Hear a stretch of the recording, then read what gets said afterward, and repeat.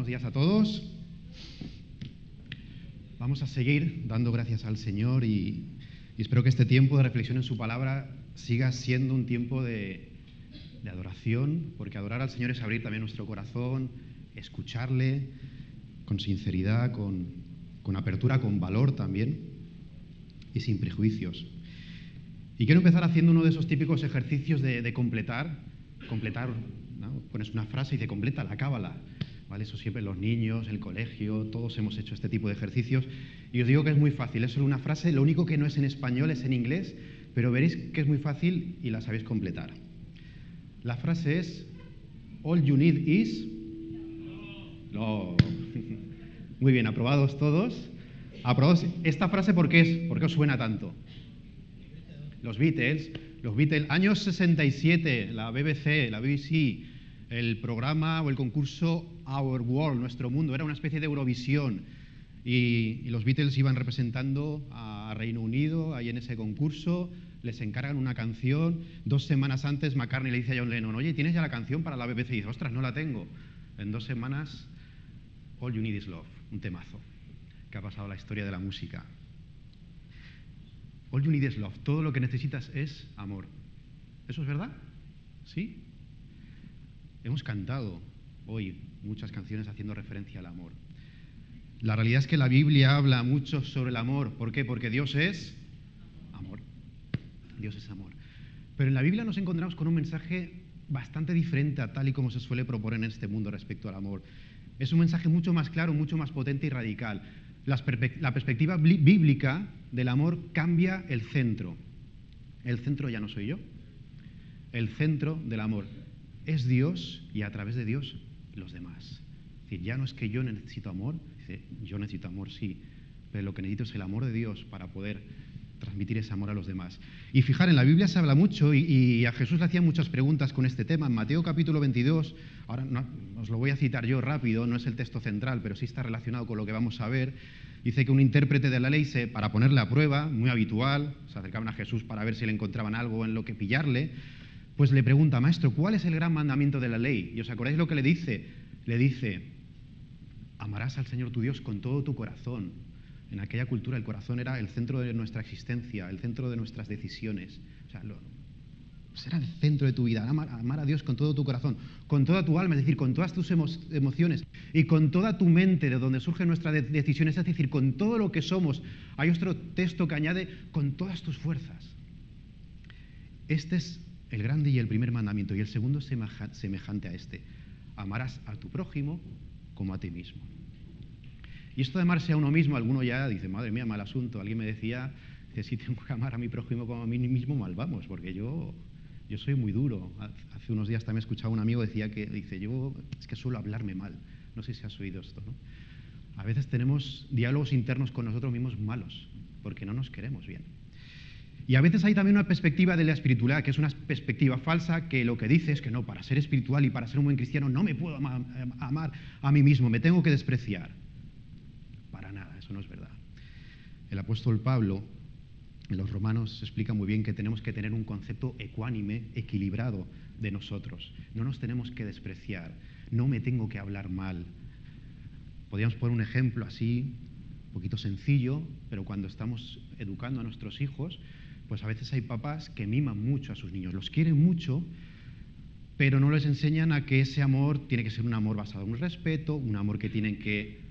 Ellos no son el centro del mundo, un amor que tienen que reflejar a los demás y se convierten ¿en qué? En niños mimados, en niños que son egocéntricos, en niños que son, bueno, de mayores veremos si cambian o no, pero es un problema. Pero luego hay otros papás que sí que quieren también mucho a sus hijos y les aman y les dan esa seguridad, ese apego que en psicología se llama ese apego seguro, pero les enseñan a que tienen que también respetar a los demás, querer a los demás, que ellos no son el centro del mundo. Ama a tu prójimo como a ti mismo. Tenemos que ser equilibrados con nosotros y eso reflejarlo a los demás. Vale. De estos 2 mandamientos dependen toda la ley y los profetas. Hay otro texto que dice en Santiago que la ley real es, ¿sabes el qué? La ley real, la ley de verdad, venir a la iglesia todos los domingos, o la ley real es amar al prójimo. Esa es la ley real, la ley de verdad. Otro texto, el apóstol Pablo dice, quien ama al prójimo ha cumplido la ley. Yo creo que es muy importante esto del prójimo. La Biblia relaciona el amor de Dios, el amor a Dios, el amor a los demás con amar al prójimo. Vale, muy bien, amar al prójimo, amar al prójimo. Y hace 2 semanas teníamos una célula y hablamos sobre esto, Raúl, ¿no? ¿Te acuerdas? ¿Y esto de amar al prójimo en qué? ¿Cómo se define qué es realmente? Pues lo tenemos muy sencillo, porque Jesús lo explica. Podéis abrir vuestras Biblias en Lucas capítulo 10, a partir del versículo 25. ¿Qué es esto de amar al prójimo? Porque la respuesta de cómo podemos amar y qué es el amor, Jesús la explica y Jesús la responde explicando qué es esto del prójimo. Dice Lucas 10, versículo 25, «He aquí cierto intérprete de la ley se levantó y para ponerle a prueba dijo, Maestro, ¿qué haré para heredar la vida eterna? Y él le dijo, ¿qué está escrito en la ley? ¿Qué lees en ella? Tú lo sabes perfectamente. Y respondiendo él dijo, amarás al Señor tu Dios con todo tu corazón y con toda tu alma y con toda tu fuerza y con toda tu mente y a tu prójimo como a ti mismo». Otra vez la idea está de amar al prójimo. Y entonces Jesús le dijo, has respondido correctamente, haz esto y vivirás. Pero queriendo él justificarse a sí mismo, dijo a Jesús, ¿y quién es mi prójimo? Y entonces, teniendo en cuenta este contexto, muy importante para luego no descontextualizar y hacer decir cosas que no son, cuenta una historia, cuenta una parábola. Versículo 30. Dice Jesús respondió y dijo, cierto hombre bajaba de Jerusalén a Jericó y cayó en manos de salteadores, los cuales después de despojarlo y de darle golpes, se fueron dejándolo medio muerto. Me paro aquí. Vamos a ir viendo los personajes para analizarlo bien. Vemos aquí un hombre. ¿Qué sabemos de este hombre? ¿Era judío? La verdad es que el texto no lo dice. Hay muchos intérpretes, he leído muchos intérpretes sobre este texto, que dicen que como Jesús no indica quién era, si era una cosa u otra, que seguramente es porque era judío, ¿vale? Es probable. Pero el caso es que la realidad es que Jesús no aporta datos. Es un hombre anónimo.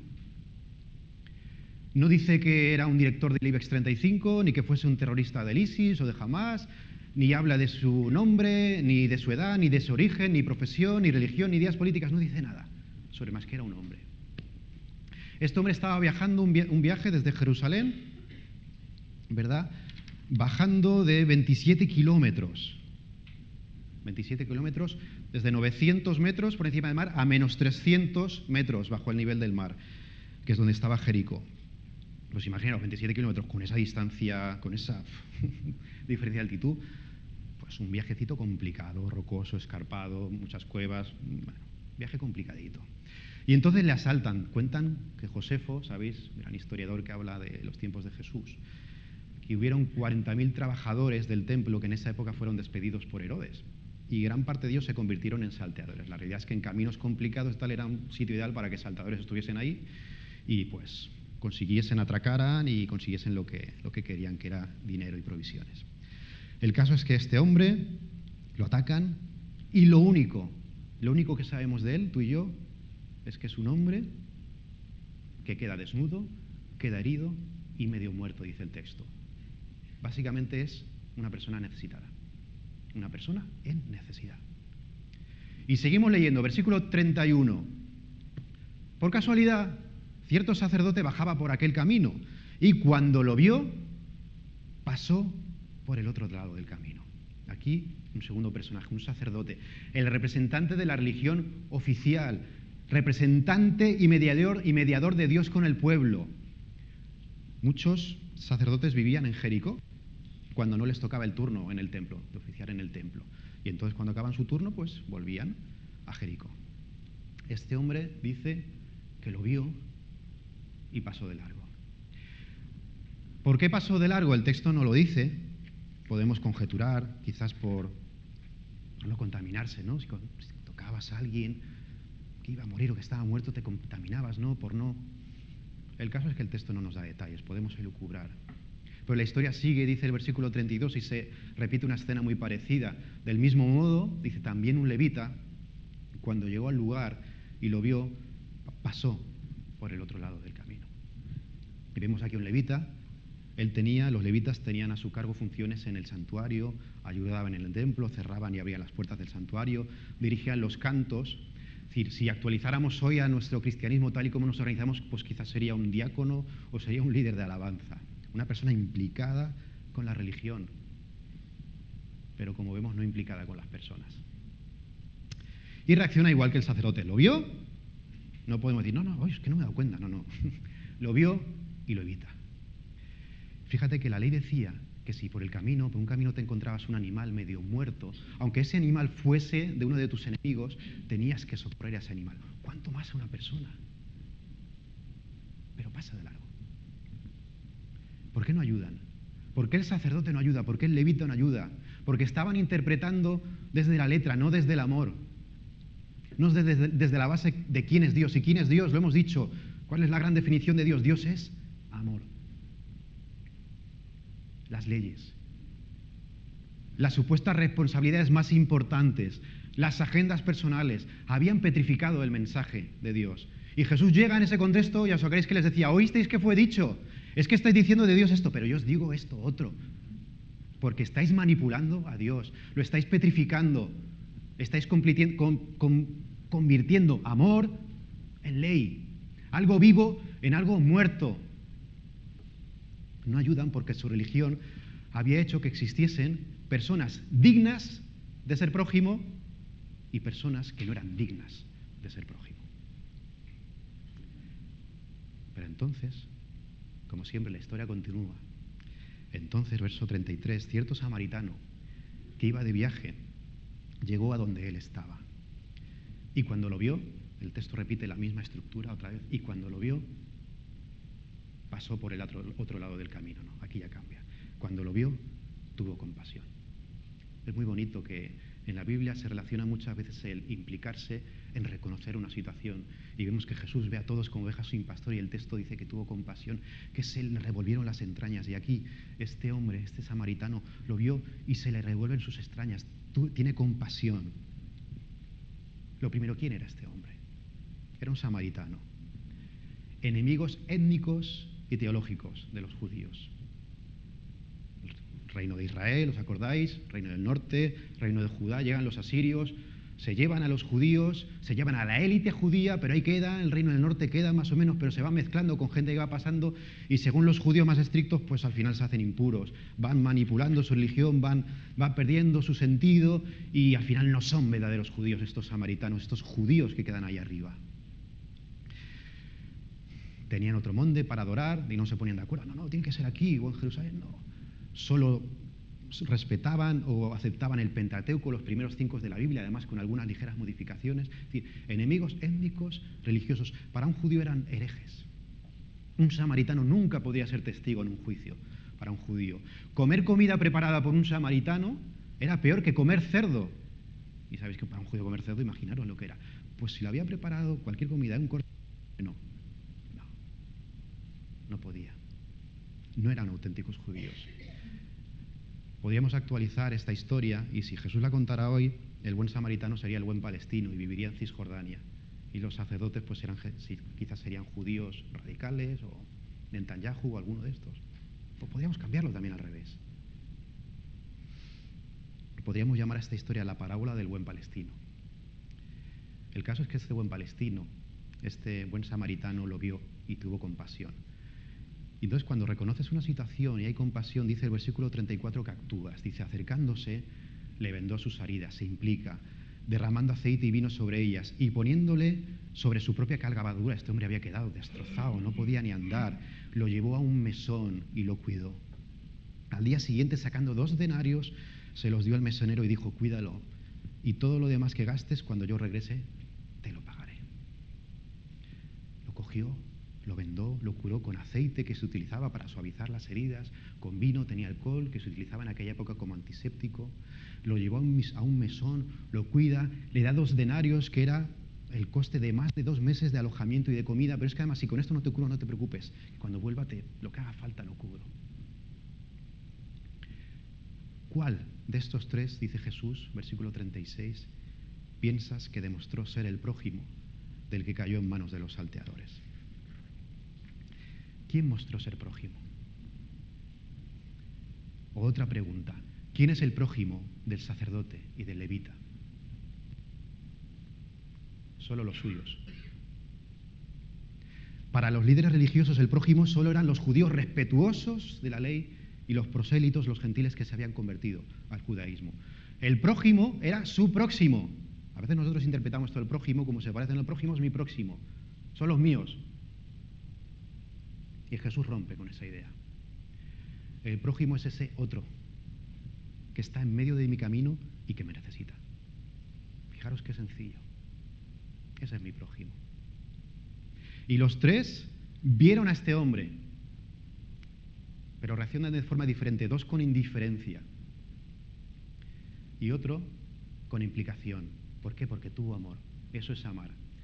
Y fijaros, os voy a contar una cosa. A mí me ha costado mucho entender el concepto de amor que se ve en la Biblia, que se ve en tantos versículos. Y yo cuando era mucho más jovencito recuerdo y hablaba y lo discutía con mi hermano mayor. Oye, esto de amar a los demás como a ti mismo y amar al prójimo, yo lo veía muy complicado, porque, a ver, digo, puedo amar a mis padres, puedo amar a mis hermanos, por lo menos en muchos momentos, a veces. Puedo amar a mis amigos, y cuando me he casado, pues puedo amar a mi mujer y a mis hijos. Pero allá, yo no entendía, ¿cómo puedo amar a este que me está haciendo la vida imposible? O cuando voy en el coche este que se me ha cruzado, ¿cómo puedo amarlo? ¿No has pensado eso? Y muchas veces lo decimos, es imposible, ¿sí o no? O alguno puede que levante la mano y que me lo cuente de verdad. Y yo me planteaba eso, ¿cómo es posible? Entonces entendí que estaba mezclando cosas. Oye, me costó mucho entenderlo, ¿eh? Lógicamente, yo no puedo tener los mismos sentimientos por cualquiera que me encuentro por la calle que por mi mujer, y si no, mal asunto, ¿vale? ¿No? No se puede. El amor de Dios lo manifiesto cuando entiendo cómo Dios me ha amado, sin yo ganarme nada, sin yo merecerlo, pero Él se ha dado y Él lo que hace es que se entrega. Y Él se entrega. Y el amor que nos pide Dios es ese amor de amar al prójimo. Dice, ¿qué es amar? ¿Esto de amar qué es? Pues darte a tu prójimo. ¿Y quién es el prójimo? Aquel que me necesita. Luego, ¿cómo amamos? Estando ahí para el que lo necesita. Jesús nos habla de un amor que se implica, un amor que es gracioso. Y cuando uno se implica, muestra esa gracia de Dios. Dice Eduardo de Las, la gracia es un regalo que le cuesta todo al que da, pero nada al que lo recibe. Y es entonces cuando vamos entendiendo esa gracia de Dios, que nuestra vida, como cristianos, como seguidores del Maestro, se convierte en un culto a cielo abierto. Porque nuestros cultos ya no son solo los que estamos aquí, que los disfrutamos, ¿eh? Y animémonos a venir y a juntarnos. Nuestro culto continúa en la calle. Nuestro culto continúa en nuestros vecindarios, en nuestras oficinas, en nuestros trabajos, en nuestros lugares de estudio. Un culto a cielo abierto. Fíjate que cuando Jesús le pregunta al intérprete, ¿no?, ¿quién demostró ser el prójimo? Contesta, el intérprete contesta, pero no quiere ni mencionar el nombre del samaritano. Él le dice, el que tuvo misericordia, dice con la boca pequeña, ya como, el que tuvo misericordia de él.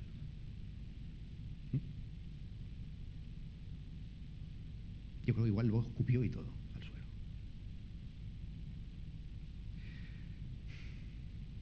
¿Qué nombre yo no quiero ni mencionar?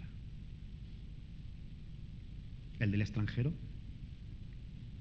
Yo creo que no hay libro en la historia más antirracista que la Biblia. Buena parte de la ley y las cosas que vemos que se les transmite, que Dios se le transmite al pueblo de Dios, es, acordaros que fuisteis extranjeros. Vosotros habéis sufrido, sabéis lo que es el extranjero, entonces al extranjero tratarlo bien. No hay sitio para racismo en la Iglesia. ¿Qué nombre yo no quiero ni mencionar? ¿El del extranjero? ¿El que tiene otro color de piel? ¿O el que piensa diferente? El otro día yo estaba en una cena, para un chiste, dos musulmanes, uno un poquito más practicante, otro secular, dos cristianos ortodoxos, un hinduista que vive en Dubái y que es hindú, y un cristiano protestante. Estamos ahí todos cenando. El cristiano protestante era yo. No sé, a ver si es que Marcos ha cambiado de religión. No. Ahí hablamos de religión, ojo, interesante. Y la religión se plantea al final, pues hablaban, no, pues como cada uno busca de una manera y tal, y es una forma. Claro, es que el cristianismo de Jesús que no tiene nada que ver con eso. Tiene que ver con ese camino que lo ha hecho Jesús. No es un camino que yo haga por ganarme, por esforzarme. ¿Qué nombre yo no quiero ni mencionar? El que me incomoda. el que no me aporta. Porque a mí hay mucha gente que me aporta y estando con ellos de verdad estoy muy a gusto y aprendo y me lo paso bien y me enseñan. Sí, ¿no? Y seguro que te pasa, pero igual hay otras personas que no y esa es la persona que no quiero que sea mi prójimo. El que no me aporta lo que yo quiero. El tóxico. Mira, a veces complicamos mucho las cosas. Dice Matthew Henry, cualquiera que se halle en situación de necesidad, sin importar su raza, clase social, nacionalidad, sexo, nivel intelectual, debe ser tratado como nosotros, como verdadero prójimo. Así de fácil. Voy por el camino de mi vida, estoy mirando a otro lado. Dice el versículo 37, y él dijo, el que tuvo misericordia de él. Y Jesús le dijo, ve y haz tú lo mismo. Haz lo mismo que el samaritano. Ve y haz lo mismo.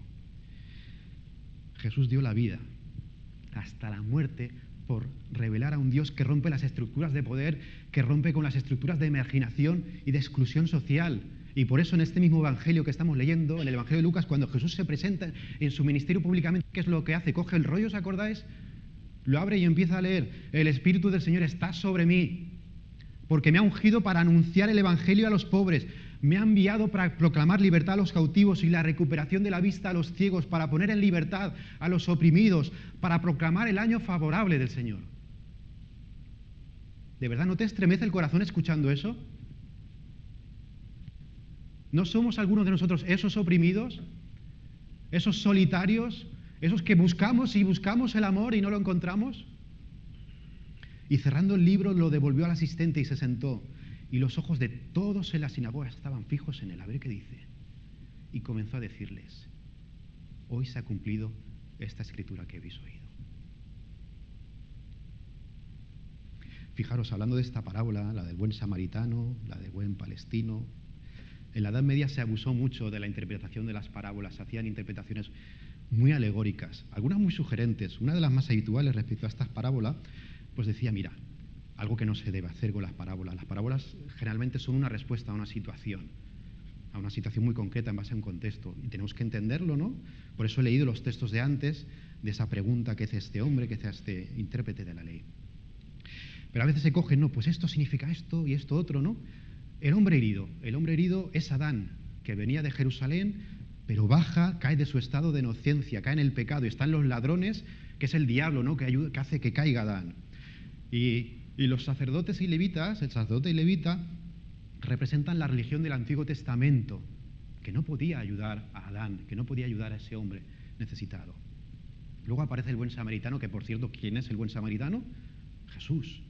Jesús viene al rescate y lo lleva a la posada. ¿Qué es la posada? La iglesia. La iglesia, que con el vino y el aceite como símbolos de los sacramentos. Y una pregunta, esta no sé si la sabéis. ¿Y el posadero quién es? El Papa. El Papa. A veces nos reímos con este tipo de interpretaciones tan alejadas del contexto, pero yo me pregunto, ¿cuántas veces no hacemos esto en nuestra vida? ¿Cuántas veces no desposeemos al Evangelio de toda la implicación que tiene? Y lo dejamos solo en un mensaje. Y ojo, es cierto, y no me cansaré de decirlo, que el Evangelio, por definición, es un mensaje. Es una buena noticia que tiene que ser proclamada, predicada y explicada. Iremos y predicaremos, y si es necesario utilizaremos palabras. Sí, pero palabras hay que usar también. Sí. El Evangelio es mensaje y es noticia, pero parte de la implicación total de Jesús por nosotros. Fijaros, si el Evangelio solo fuese mensaje, se habría quedado en que Jesús hubiese venido, habría dado pues las bienaventuranzas, habría contado muchas historias, tal, y se habría muerto de viejecito.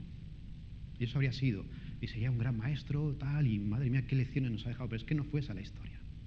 ¿Cuál fue la historia? Que Jesús acabó en una cruz. Que Jesús se implica por nosotros. Y el llamado de los que recibimos a ese Señor, a Jesús, es implicarnos también. La implicación es para las ONGs, la implicación es para los ayuntamientos o los gobiernos, ¿no? Ellos son los que tienen que dar de comer, los que tienen que cuidar, los que tienen que educar. Nosotros solo tenemos que transmitir el mensaje. Gracias a Dios que tenemos más o menos, pues, gobiernos más o menos decentes, que reparten dinero para que tengamos colegios con más o menos buena educación, con buenos hospitales. Gracias a Dios que hay ONGs. Pero el Evangelio de Cristo no se puede transmitir sin implicación, porque entonces es religión solo. Fue su mensaje, una idea. Jesús se implicó. All you need is, ¿cómo? Love. Love. All you need is love. Jesús fue el que cumplió de forma perfecta el mandamiento del amor y que ilustra esta parábola, esta historia del buen samaritano. Y fíjate que Jesús hizo el camino contrario. Jesús no bajó de Jerusalén, Jesús fue hacia Jerusalén. ¿Y qué pasó allí? Allí cogió una cruz en su espalda. Y entonces Jesús puede añadir el mandamiento nuevo. ¿Que cuál es ese mandamiento nuevo? Amaos unos a los otros. ¿Cómo? Como yo os he amado. Eso es lo que cambia. Ya hay alguien que cumple. Ya hay alguien que puede amar de una forma que nadie lo ha dicho. Moisés nunca escribió esto porque no podía hacerlo. La religión, mis fuerzas no me dan para amar de esa forma. Pero es el amor de Jesús el que derriba muros, separaciones, barreras que el hombre ha creado por etnias, por sexos, por tribus, por clases sociales. Y no es un amor de buenas intenciones pasivas, es un amor que se implica, que se da y que se sacrifica. Jesús está diciendo, ahora podéis amar de esa forma que Moisés no podía tener. Yo ahora os doy esa capacidad. Tenéis al Espíritu Santo que va a reproducir ese amor. Tenéis mi Espíritu, el Espíritu Santo es el Espíritu de Jesús. Tenéis mi Espíritu en vosotros. Y dice, id y haced lo mismo. Nuestro Dios es el Dios samaritano. Y nos enseña a vivir una espiritualidad de ojos abiertos.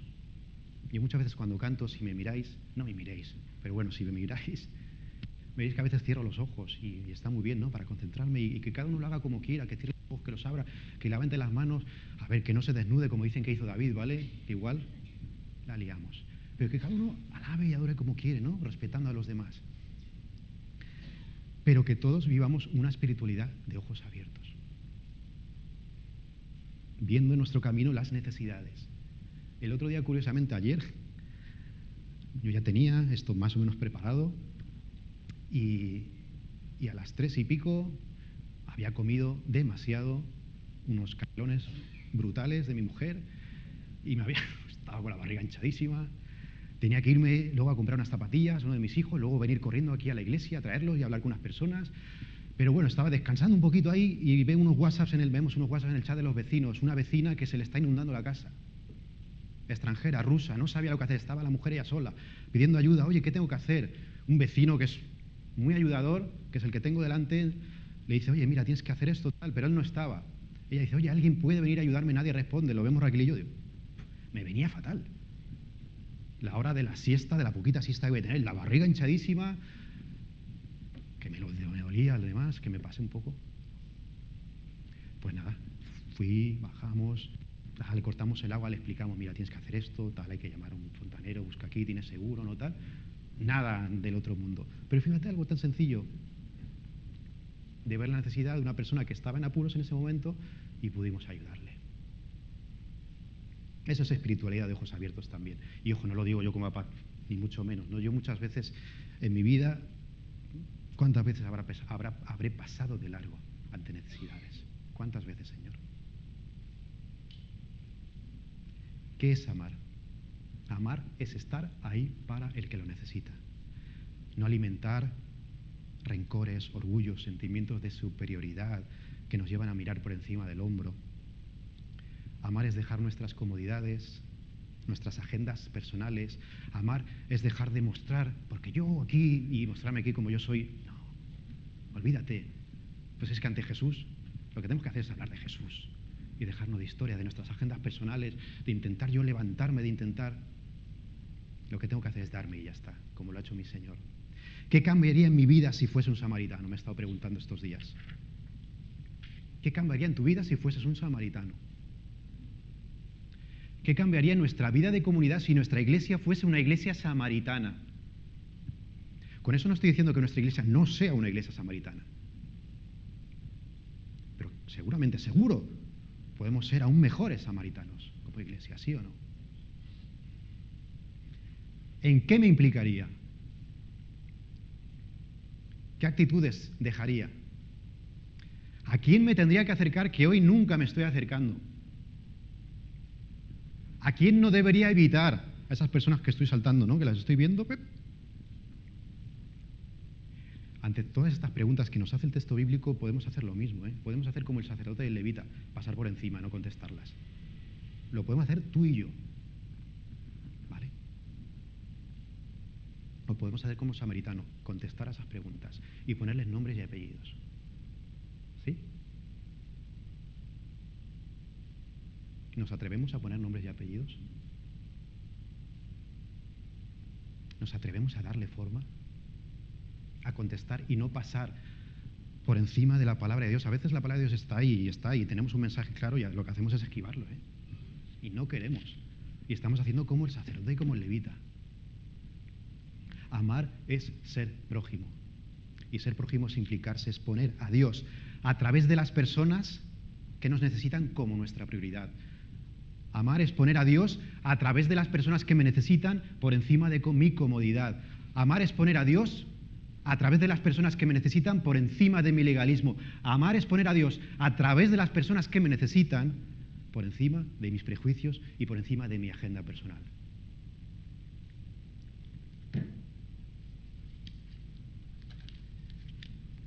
¿Sabéis qué tenemos que hacer? ¿Qué es lo que tengo que hacer yo? Ir y hacer lo mismo.